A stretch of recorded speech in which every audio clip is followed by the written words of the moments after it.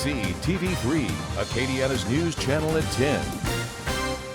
So these are people that have been with me for a long time, and I just had to put some trust in me and my husband, and I had to put some trust into my staff that we could get through this and that they could make the right decisions. Tonight, an Abbeville restaurant owner is defending her decision not to have her employees wear masks at work.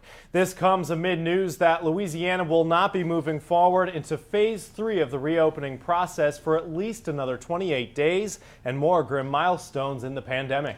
40% of today's new cases coming from Acadiana and Southwest Louisiana. The state's case count is now above 50,000, while the death toll is now above 3,000.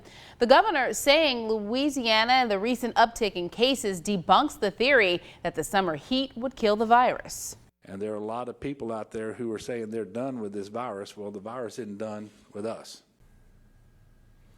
At Dupuy's restaurant in Abbeville, you won't find employees wearing masks, and the owner isn't shying away from that. In fact, they're giving customers a heads up right on the door. As Kendria LaFleur reports, this is raising questions about the rules and enforcement. It's tonight's top story.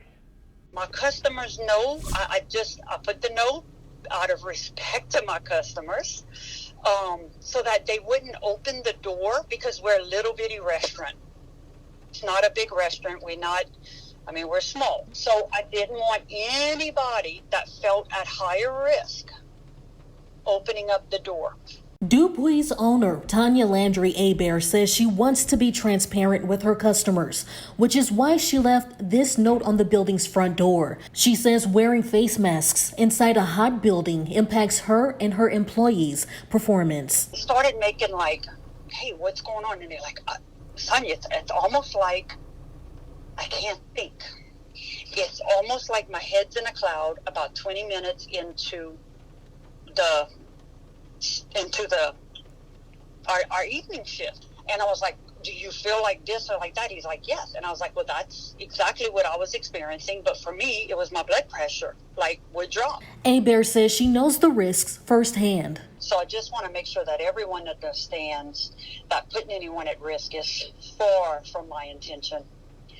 Having a daughter that's at high risk. And I also lost, my brother-in-law lost his brother to it. So I definitely understand that it's not a joke, and I don't want anybody to think that I think it's a joke or politically driven. She says she couldn't get an answer from the fire marshal's office about whether face masks are mandatory. We called Abbeville police to get an answer. They said they didn't have any information and would get back to us.